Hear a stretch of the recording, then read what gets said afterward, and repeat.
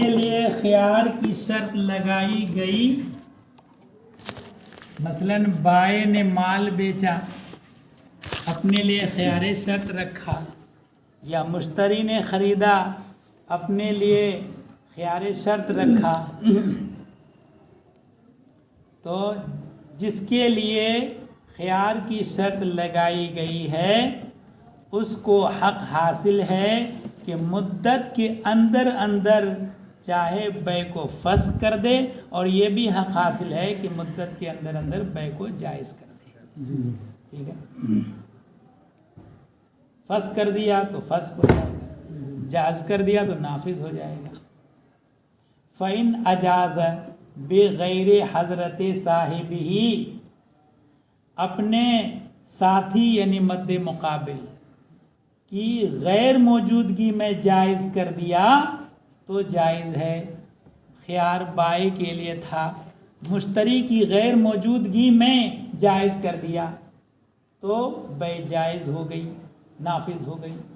یا خیار مشتری کے لیے تھا، بائع کی غیر موجودگی میں بیع کو جائز کر دیا تو نافذ ہو گئی بیع۔ ٹھیک ہے، وَإِنْ فَسَخَ لَمْ يَجُزْ، اور اگر اس مد مقابل کی غیر موجودگی میں فسخ کرے تو جائز نہیں ہے۔ إِلَّا يَكُونَ الْآخَرُ حَاضِرًا، مگر جب کہ دوسرا موجود ہو۔ خیار بائع کے لیے ہو، مشتری موجود ہو اور موجودگی میں وہ بیع کو فسخ کرے، یا خیار مشتری کے لیے ہو اور بائع کی موجودگی میں بیع کو فسخ کرے تو صورت میں فسخ ہوگا۔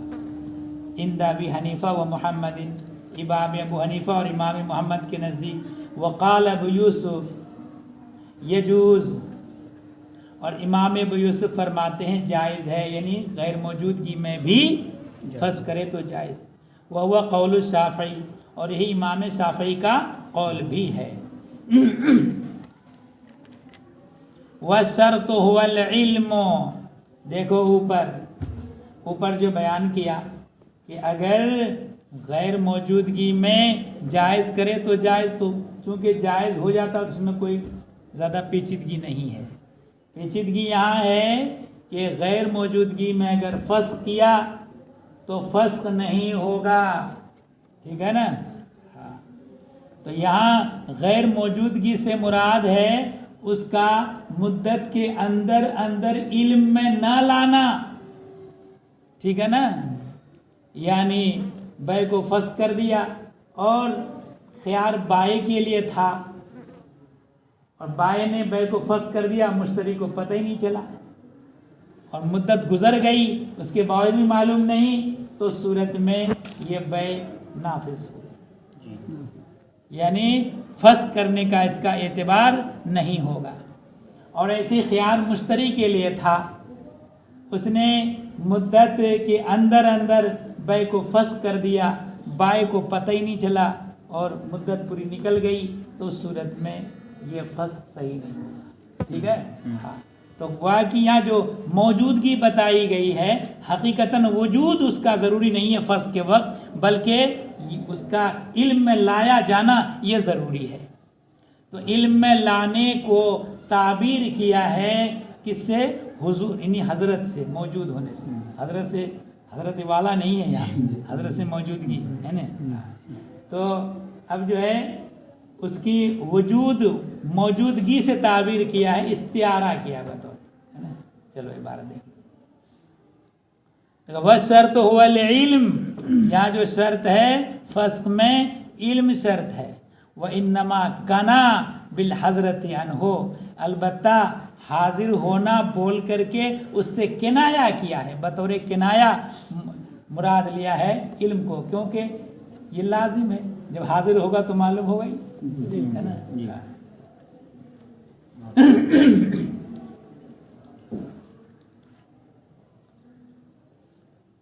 لہو، ان کی دلیل، کن کی دلیل؟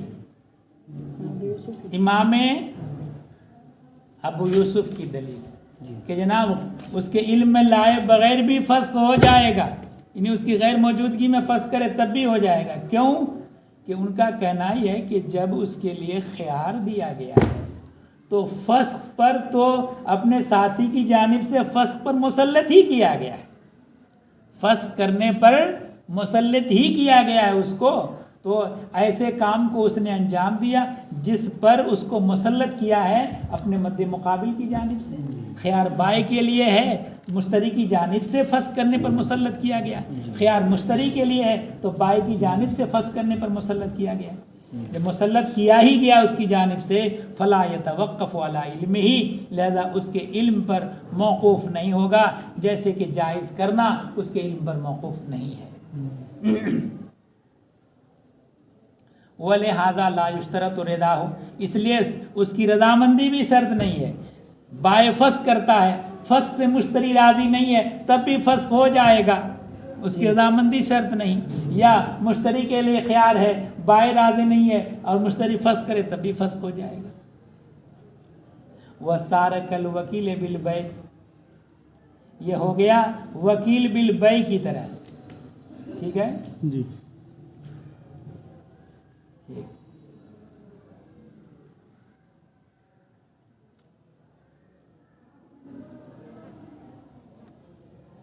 ہاں۔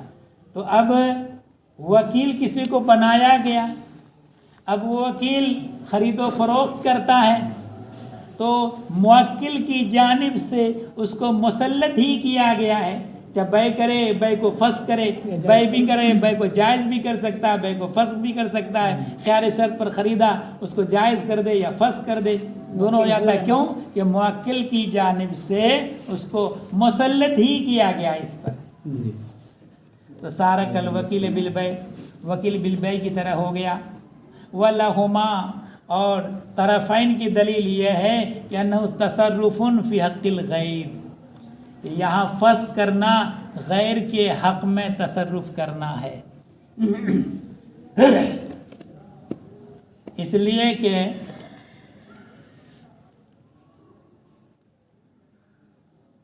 خیار بائع کے لیے ہو،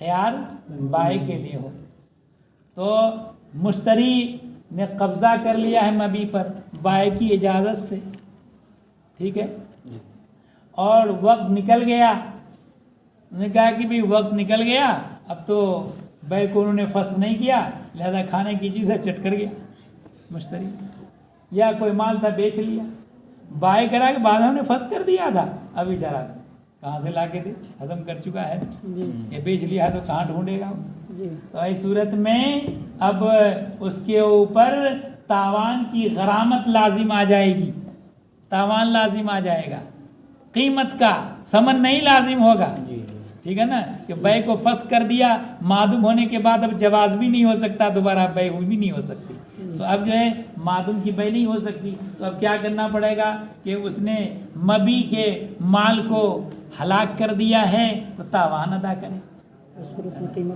تو اب اس صورت میں قیمت دینا پڑی، ہو سکتا ہے قیمت ثمن سے زیادہ ہو صاحب، ہے نا، تب بیچارے کو نقصان ہو جائے گا۔ اور اگر خیار مشتری کے لیے تھا اور مشتری نے قبضے میں رکھا، بائع کے علم میں لائے بغیر بیع کو فسخ کر دیا، اس کے بعد وقت نکل گیا، بعد میں بتا رہا ہے کہ ہم نے بیع کو فسخ کر دیا، اب مشتری ثمن اپنے کام میں استعمال کر چکا، مسئلہ ہے نا کہ بھائی چلو مال تو میرا بک ہی گیا ہے، اب ٹائم بھی نکل گیا، اب واپس بھی نہیں کرے گا لہذا کام میں لا دیں۔ دوسرا نقصان ایک تو ہے کہ ثمن اس نے صرف کر دیا، دوسرا نقصان یہ کہ اس بیچ میں اپنا کسٹمر ڈھونڈ لیتا مال اپنے بیچنے کے لیے، وہ بے پرواہ ہو کر بیٹھ گیا کہ مال تو ہمارا بک گیا ہے، اب کسٹمر ڈھونڈنے کی ضرورت کیا ہے، تو اس لیے یہ نقصان بھی اس کو ہو رہا ہے۔ تو یہاں جو ہے جائز ہونے کا جو تصرف ہے وہ تصرف غیر کے حق میں تصرف کرنا نہیں ہو رہا، لیکن فسخ والا جو کام کرنا ہے یہ غیر کے حق میں، یہاں حق کے غیر کو باطل کرنا ہو رہا ہے، اس کے غیر میں تصرف کرنا ہوتا ہے، اس لیے اس کے علم میں لانا ضروری ہے۔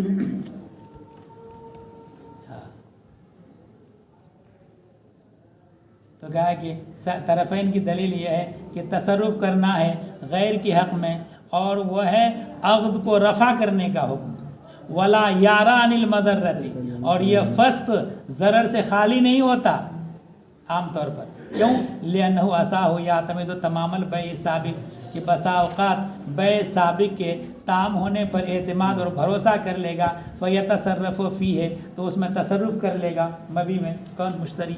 فیلزمہ غرامۃ القیمت بالہلاک، تو ہلاک ہونے کی وجہ سے قیمت کا تاوان اس کو لازم آ جائے گا. فیما اذا کان الخیار للبائع، یہ اس صورت میں ہوگا جب بائع کے لیے خیار ہو. اور لا یطلب لصلاتہ مشتریا، یا اپنے سامان کے لیے خریدار تلاش نہیں کرے گا اس صورت میں جب کہ خیار مشتری کے لیے ہو. ٹھیک ہے نا، بائع جو ہے مطمئن ہو کے بیٹھ گیا، مال ہمارا بک ہی گیا. وہذا نوع ضرر، یہ ایک طرح کا ضرر ہے. فیتوقف علی علمہ، لہذا اس کے مد مقابل کے اس کے ساتھی کے علم پر موقوف ہوگا. امام ابو یوسف کی طرف سے کہا گیا یہ وکیل کی طرح سے ہے، وکیل بالبیع کے، کہ وکیل بنایا گیا اس کو تو موکل نے اس کو جائز کرنے اور فسخ کرنے پر مسلط کر دیا ہے.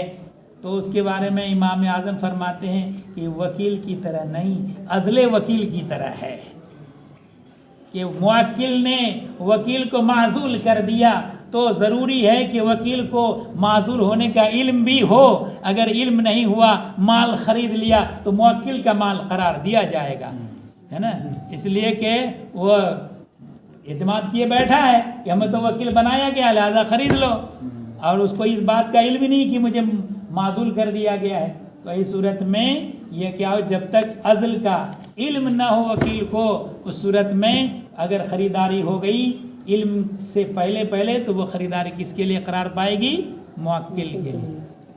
بے خلاف الاجازتی، برخلاف اجازت کے، لأنہ لا الزام فی، اس میں کسی پر کوئی الزام نہیں، غیر کے حق میں تصرف کرنا نہیں ہے. ولا نقول انہ مسلط،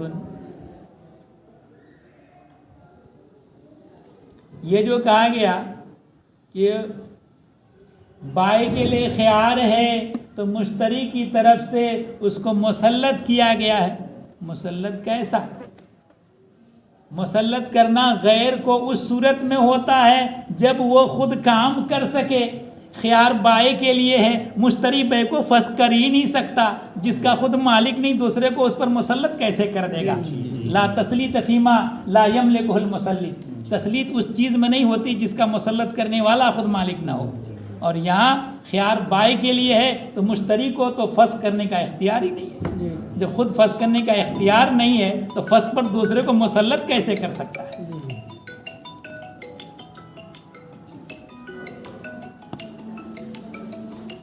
ہلو، وعلیکم السلام. ہاں، دودھ نہیں والا نہیں ہے؟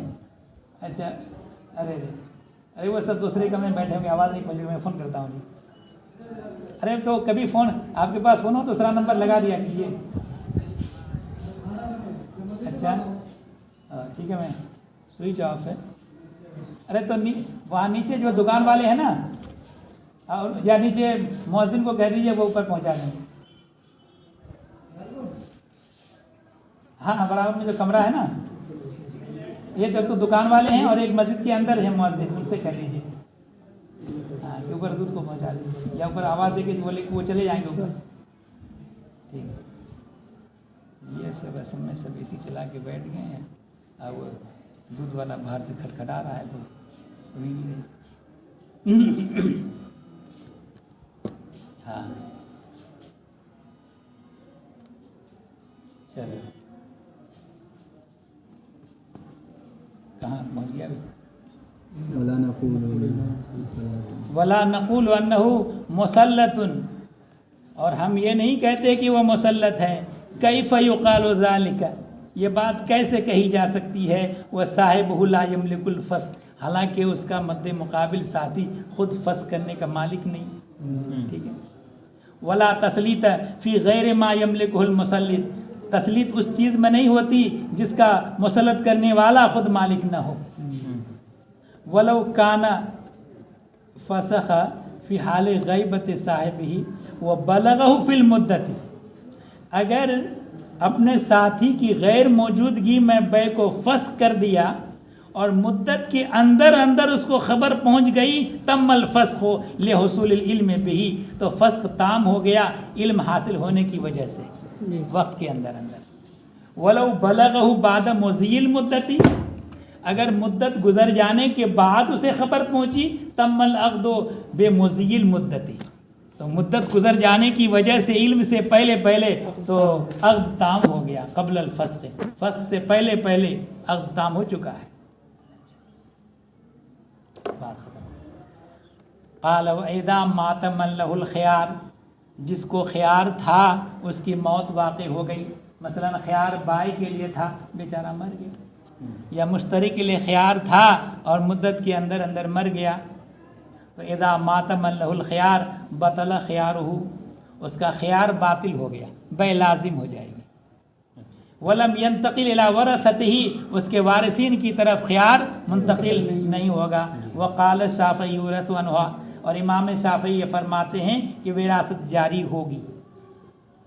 لأنہ حق لازم ثابت فی البیع، اس لیے کہ خیار شرط ایک ایسا حق ہے جو لازم ہے اور بیع میں ثابت ہے، فیجری فی الارث، لہذا اس میں وراثت جاری ہوگی، جیسے کہ خیار عیب اور خیار تعین۔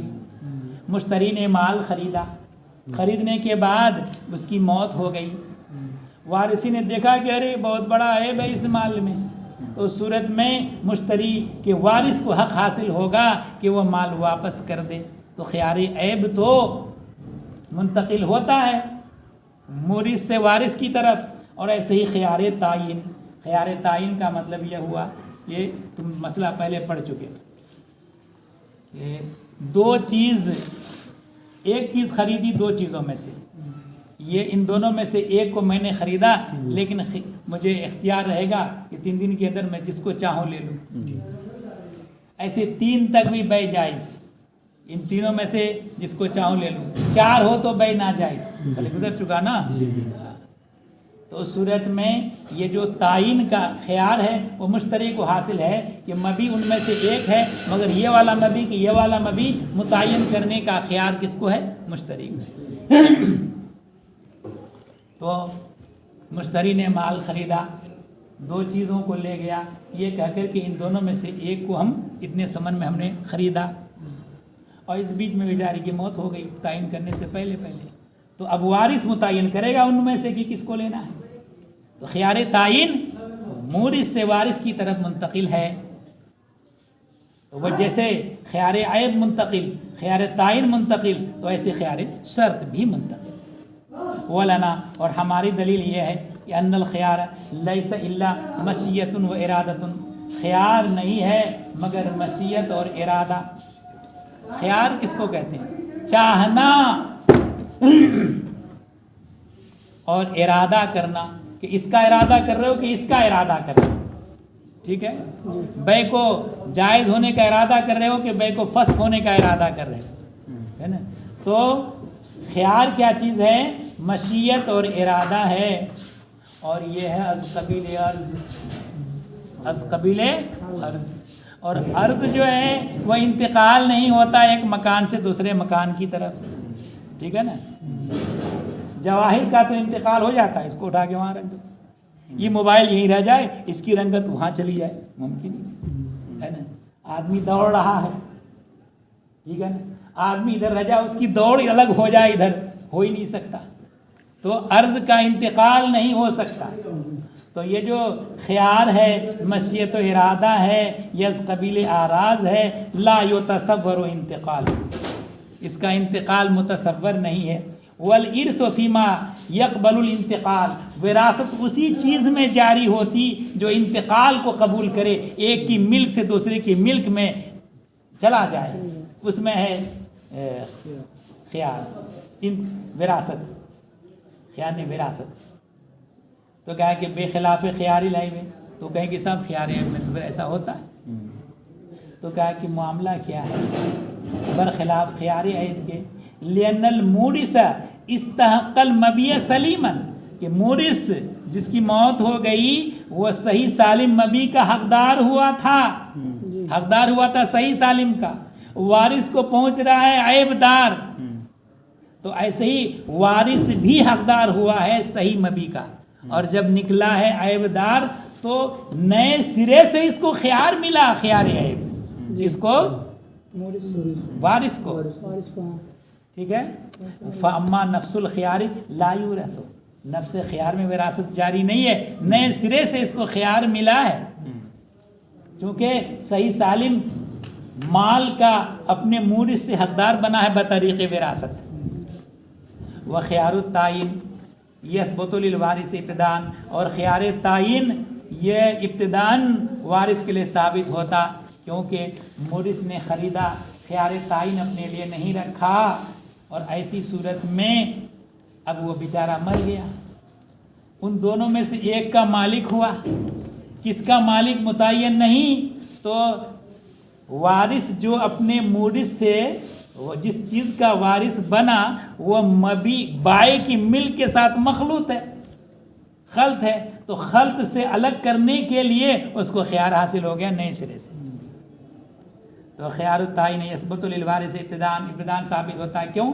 لاختلاط ملکہ بملک الغیر، غیر کی ملک سے اس کے ملک کے مخلوط ہونے کی وجہ سے، لا ان یورث الخیار، ایسا نہیں کہ خیار میں وراثت جاری ہے. چلو بس.